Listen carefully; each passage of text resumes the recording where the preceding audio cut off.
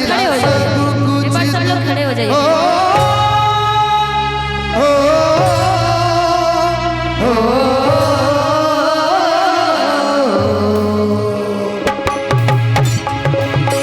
हर करम अपना करेंगे, हर करम अपना करे। खड़े हो जाइए।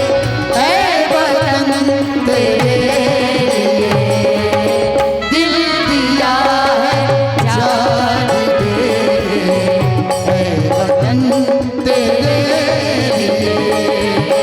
दिल दिया है जान दे, ऐ वतन तेरे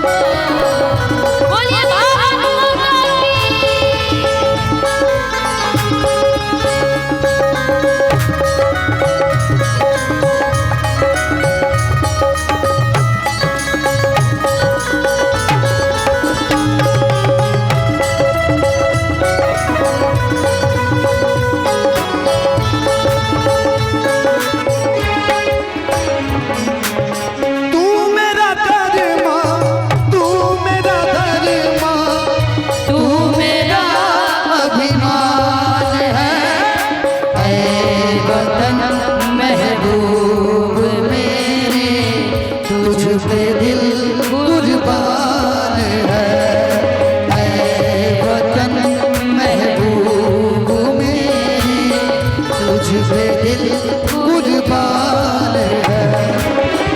हम जिएंगे और मरेंगे, हम जिएंगे और मरेंगे, ऐ वतन तेरे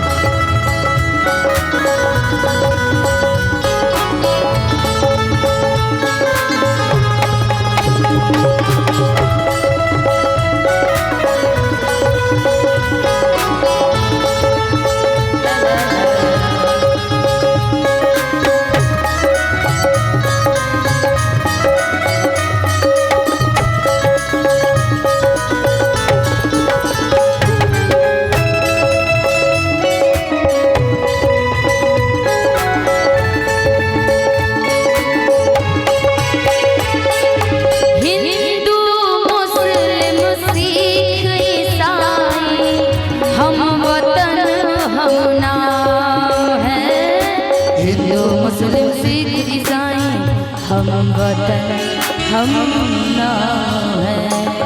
हिंदू मुस्लिम सिख ईसाई हम वतन हम नाम है।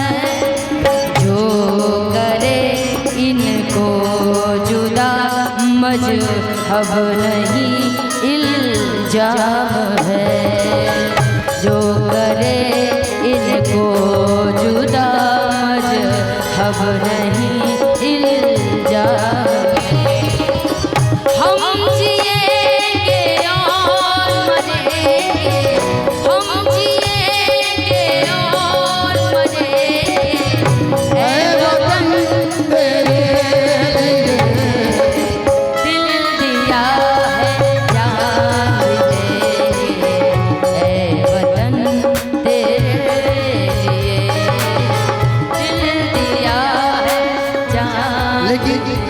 एक लाइन इसमें मैं बोलूंगा। सबसे पहले तू है, तेरी बात मेरी मान है। तू मेरी आवाज दे, तू ही मेरी फरियाद है, फरियाद है। और जिएंगे और मरेंगे, ऐ वतन तेरे लिए दिल दिया है, जान भी देंगे, वतन तेरे लिए